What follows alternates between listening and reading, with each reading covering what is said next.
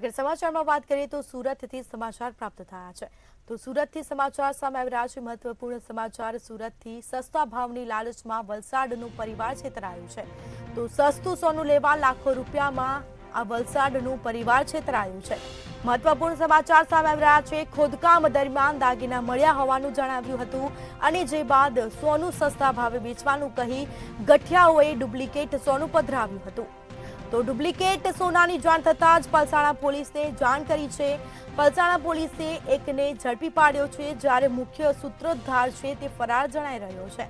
તો પ્રભુ સોલંકી વિરુદ્ધ અનેક ગુનાઓમાં અગાઉ આ ગુનાઓમાં સંડોવાયેલો છે।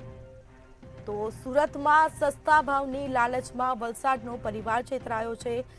સસ્તું સોનું લેવા લાખો રૂપિયામાં વલસાડનો પરિવાર છેતરાયો, જેમાં ખોદકામ દરમિયાન દાગીના મળ્યા હોવાનું જણાવ્યું હતું। બીજી તરફ સોનું સસ્તા ભાવે વેચવાનું કહી ગઠિયાઓએ ડુપ્લિકેટ સોનું પધરાવ્યું હતું। તો આ અંગે પલસાણા પોલીસ સ્ટેશનમાં ફરિયાદ પણ દાખલ કરાઈ છે। પોલીસે આ મામલે એકની ધરપકડ કરી છે અને જે મુખ્ય સૂત્રધાર છે તે ફરાર જણાઈ રહ્યો છે। તો આ અંગે હાલ તપાસ ચાલી રહી છે। ડુપ્લિકેટ સોનાની જાણ થતાં જ પલસાણા પોલીસને જાણ કરવામાં આવી છે।